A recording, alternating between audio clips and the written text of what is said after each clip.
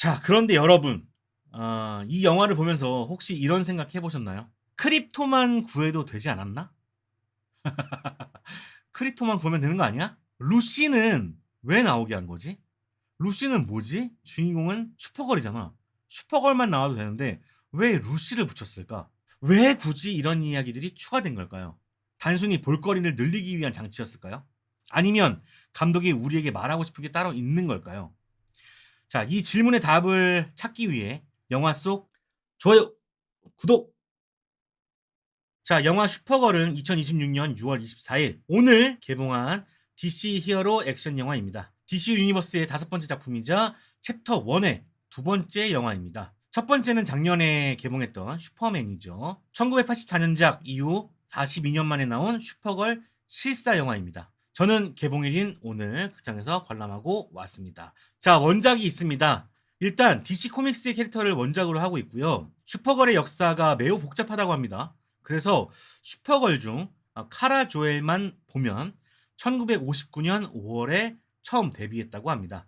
그리고 이 영화의 원작은 2021년 톰 킹 작가의 슈퍼걸 미니 시리즈를 기반으로 합니다. 그래픽 노블 슈퍼걸 우먼 오브 투모로우로 보여집니다. 자, 원작의 어두운 톤과 정체성 탐구라는 주제를 일부 계승했습니다. 다만 영화는 원작보다 훨씬 가볍고 대중적인 방향으로 각색되었다고 합니다.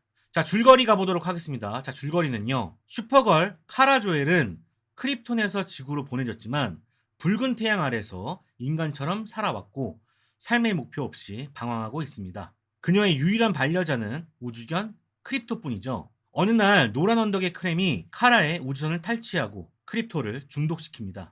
해독제를 찾기 위해 카라는 크렘을 쫓기 시작합니다. 그 과정에서 가족을 잃은 루시 마라놀과 현상금 사냥꾼 로보가 함께하게 됩니다. 카라는 과거의 트라우마를 극복하고 진정한 슈퍼걸로 거듭나기 위한 여정을 시작하는데 과연 그녀는 크립토를 구하고 자신의 길을 찾을 수 있을까요? 하는 내용이 슈퍼걸 되겠습니다. 자, 감독은 크레이그 질레스피 감독이 맡았습니다.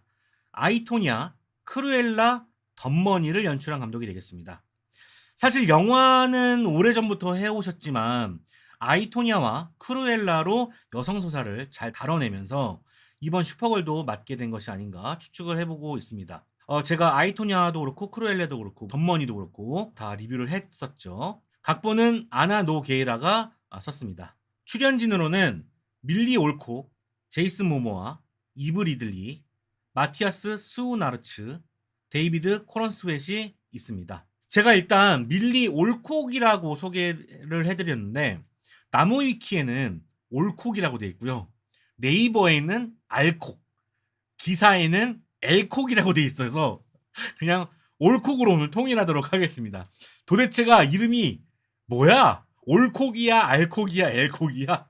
자, 올콕으로 오늘 진행하도록 하겠습니다. 자, 그리고 특이한 점이 있죠. 지금은 끝이 난 DC 확장 유니버스에서 아쿠아맨으로 나왔던 제이스 모모아가 이번 영화에서 로보 역할을 맡게 되었습니다. 마블에서 크리스 에반스가 과거에 휴먼 토치를 연기하고 마블 시네마틱 유니버스에서 캡틴 아메리카를 연기하는 것과 비슷하다고 볼 수 있겠는데요. 원래 로보 캐릭터를 좋아했던 제이슨 모모아가 로보를 연기할 줄 알고 오디션을 봤었는데 아쿠아맨으로 뽑혔다고 합니다. 그래서 이번에는 로보를 맡게 된 건데 어쨌든 이번 슈퍼걸을 통해 자기 꿈을 실현한 작품이라고 할 수 있겠습니다. 자, 러닝타임은 약 108분이고요. 1시간 47분 55초입니다. 자, 슈퍼걸 저는 어떻게 보았냐.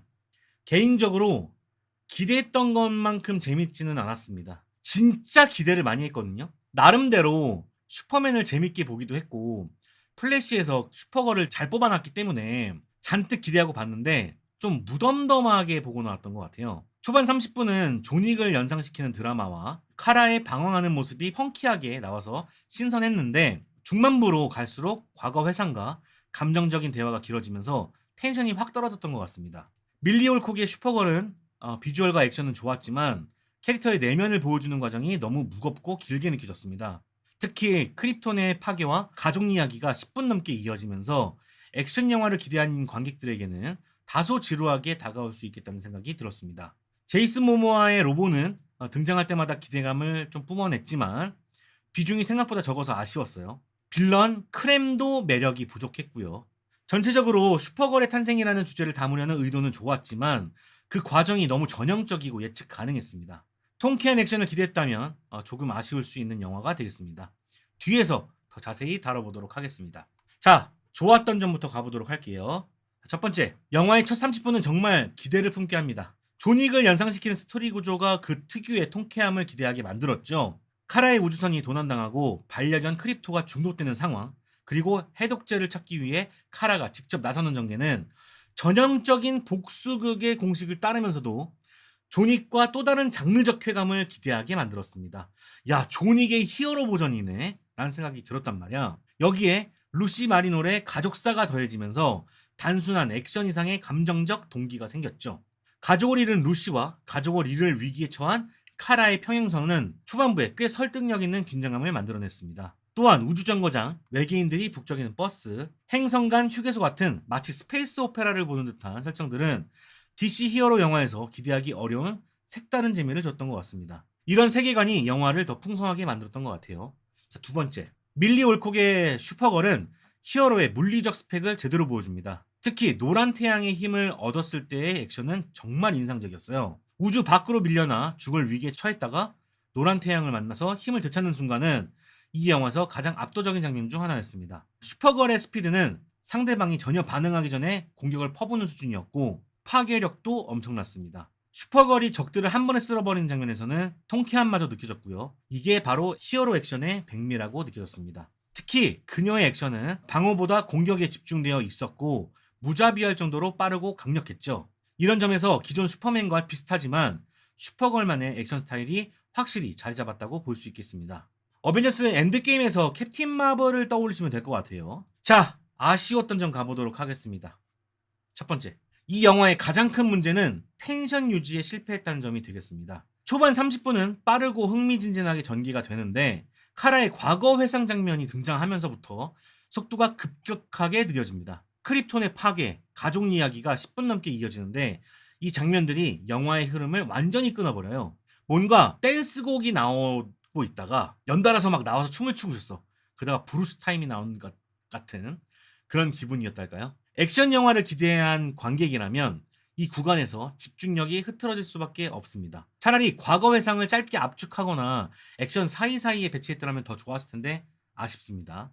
두 번째, 크렘은 이 영화의 메인 빌런이지만 존재감이 너무 약하죠. 그가 왜 위협적인 건지, 왜 카라가 그를 막아야 하는지에 대한 설득력 있는 동기가 좀 부족했다고 생각이 듭니다. 그냥 나쁜 놈으로만 그려져요. 크립토를 중독시키고 카라의 우주선을 훔치는 장면은 분명히 긴장감을 조성하지만 이후의 행보가 너무 평범합니다. 여성들을 납치하고 그냥 도적단을 이끄는 전형적인 악당에 머물렀어요. 실제로 약해 빠지기도 했고요. 그나마 크립토나이트 화살을 쏜 것까지는 좋았는데 거의 무매력에 가까웠습니다. 자, 세 번째, 슈퍼걸은 슈퍼맨과 동급의 힘을 가진 캐릭터입니다. 그런데 이 영화는 그녀의 힘을 제대로 활용하지 못하죠. 크립토나이트에 취약하다는 설정은 이해하지만 너무 자주 약해지고 너무 쉽게 당한다는 모습을 보여줍니다. 물론 영화적 밸런스가 필요하고 슈퍼걸에게 핸디캡을 쥐어줘야 이야기가 지속된다는 건 알겠지만 이렇게 강력한 캐릭터가 맥도 못 추는 모습을 보니까 재미가 반감되는 것도 사실입니다. 아니, 굉장히 센 캐릭터인 걸 알고 있는데 약해 빠진 모습만 나오니까 좀 짜증나더라고. 액션씬도 좀 아쉬웠습니다. 플래시에서 봤던 360도 회전 액션을 계속 사용하긴 하는데 그마저도 플래시보다 임팩트가 떨어져요. 자, 네 번째, 이 영화의 스토리는 너무 예측 가능하죠. 방황하는 주인공, 위기, 성장, 그리고 승리. 이 구조는 이미 수많은 히어로 영화에서 봐왔어요. 존윅이잖아, 존윅. 더 이상의 설명은 필요 없을 것 같습니다. 자, 슈퍼걸 해석 한번 해볼게요. 해석. 자, 그런데 여러분, 이 영화를 보면서 혹시 이런 생각 해보셨나요? 크립토만 구해도 되지 않았나? 크립토만 구하면 되는 거 아니야? 루시는 왜 나오게 한 거지? 루시는 뭐지? 주인공은 슈퍼걸이잖아. 슈퍼걸만 나와도 되는데 왜 루시를 붙였을까? 왜 굳이 이런 이야기들이 추가된 걸까요? 단순히 볼거리를 늘리기 위한 장치였을까요? 아니면 감독이 우리에게 말하고 싶은 게 따로 있는 걸까요? 자, 이 질문의 답을 찾기 위해 영화 속 여성 서사에 집중을 해보도록 하겠습니다. 크립토를 구하기 위한 여정은 충분히 강력한 동기입니다. 하지만 영화는 거기에서 가족을 잃은 소녀 루시와 노예가 된 여성들의 이야기를 추가합니다. 이는 단순한 액션 영화의 틀을 넘어서 카라 조엘이 진정한 히어로로 성장하는 과정을 여성으로서의 정체성과 연결짓기 위한 장치로 보입니다. 카라는 크립톤에서 가족을 모두 잃었고 지구에서도 제대로 적응하지 못한 채 방황합니다. 그런 그녀가 루시라는 또 다른 잃어버린 소녀를 만나고 자신과 같은 약자, 그러니까 포로가 된 여성들을 구하게 됩니다. 한마디로 자기 자신을 구하는 거지.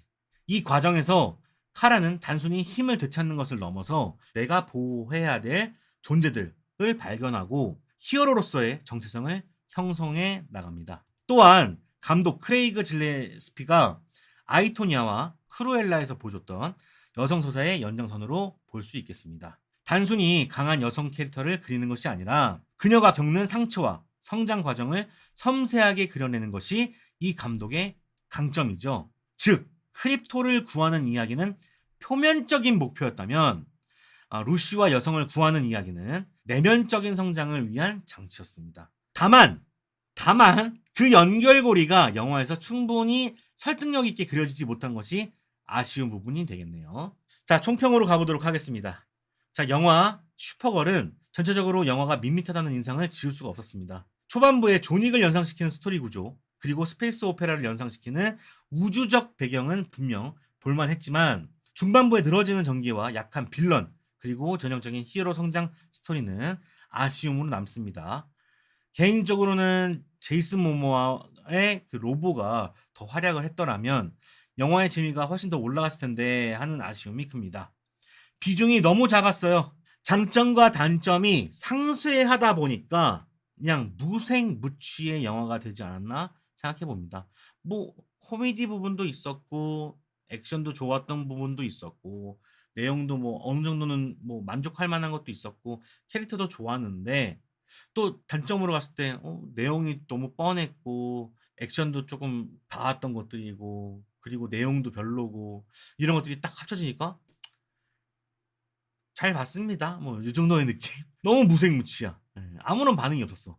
밀리 올콕의 비주얼과 액션을 보고 싶으시다면 부담 없이 보셔도 좋을 것 같고요.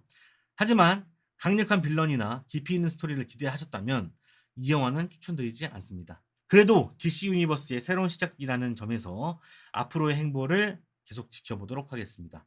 자, 여러분들의 댓글 한번 보도록 하겠습니다. 마지막에 그래도 슬로우 모션 롱테이크로 사람도 아니고 탱크를 해치우는 건 좀 좋더라고요. 그 액션 정말 좋았죠. 거의 유일하게 긍정적 파트.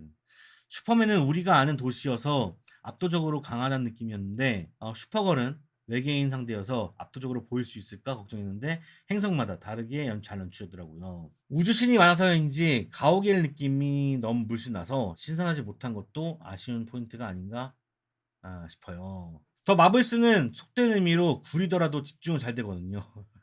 로보가 배우가 호감이고 아무것도 안 한다는 선택지도 인상적이긴 한데 결국 그래서 불필요한 캐릭터란 느낌이 됐어요. 애매하죠. 뭐 나오는 것도 아니고 안 나오는 것도 아니고 도와주는 것도 아니고 안 도와주는 것도 아니고 뭐 물론 그런 캐릭터인 것도 알겠지만 진짜 영화에서도 좀 그런 느낌이 많이 들었던 것 같아요. 그래도 개인적으로 DC의 캐스팅은 아직까지는 계속 좋은 것 같네요. 저도 그렇게 생각을 합니다. 크루엘라 감독이어서 톡톡 튀고 되바라진 개성을 기대했는데 슴슴한 제임스 건 느낌이라 아쉬웠습니다. 여주가 매력이 없어 보이네요. 포스터가 이상한 건가요? 예뻐요. 예쁘고 뭐 아주 안 어울린다고 얘기는 못 하겠지만 어울리는 부분이 있다고 생각하거든요. 근데 그냥 영화 캐릭터 자체가 좀 매력이 없는 것 같아. 자꾸 막 술을 먹고 펑키한 느낌을 내고 근데 그 후반부로 갈수록 펑키한 느낌이 아예 사라져. 크립토인끼리 크립토 언어로 대화 못하고 그런 부분도 웃기긴 했어요. 코미디 부분이 가끔 웃긴 적이 있었거든요. 뭐 팬티를 왜 바깥에 입어 뭐 이런 생각들 재밌는데 요것도 좀 타율이 좀 적어. 몇 개 있었는데 몇 개가 다 안 웃기더라고. 자, 슈퍼걸 댓글 한번 보도록 하겠습니다. 자, 힛걸님 5점 만점에 3점. MG스러운 요즘 느낌의 캐릭터. 그러나 슈퍼걸 코스튬과는 뭔가임. 3점을 주셨습니다. 감사합니다. 말레스님 크루엘라 영화 퀄리티 더 막 나갔어야지 라고 해주셨네요. 그랬으면 더 좋다고 생각했는데 그러니까 뭐 할리퀸 느낌의 뭐 어떤 자기만의 개성을 살리는 그런 내용들이 있었다면 슈퍼걸도 그런 내용이 더 나왔으면 좋겠다는 생각이 있었는데 초반 빼고는 거의 안 나왔다. NJ 킴님 몸에 해로운 불량식품 근데 맛도 없음. 그런 과자들이 몇 개 있었죠. 강승우님 5점 만점에 3점. 환연색으로 기대를 자극하나 물고 나면 맛이 안 나는 안주용 뻥튀기라고 해주셨네요.